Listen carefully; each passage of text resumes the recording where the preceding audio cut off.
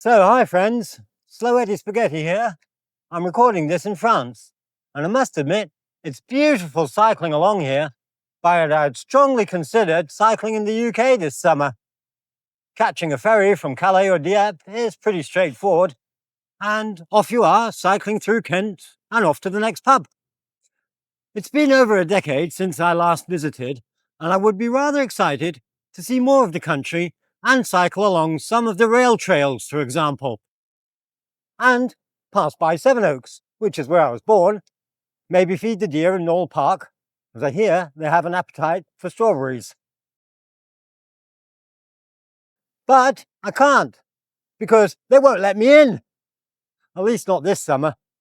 At which point you may be asking why not, because being British born automatically makes me a citizen, and that shouldn't be a problem, right? Well, the thing is that apart from a couple of weeks as an infant and a couple of years as a toddler, and visits to see relatives, I haven't spent much time in the UK, and I've been using my Swiss passport to travel around and also get to the UK, which was fine until Brexit.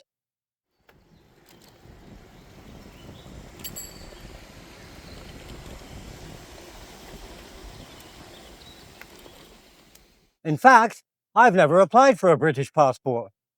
So we figured we'll just fill out the ETA, and that will be that. We first tried with her as a Swiss citizen, and within a few days, she received confirmation allowing her to enter as many times she wants in the next 2 years. So that was all easy enough, but we sort of stumbled with my application when the question of a further nationality popped up, but didn't have the option British national. Only some subgroups if you were born outside the UK, like in Hong Kong, for example. I'm pretty cautious when it comes to custom formalities and legal stuff.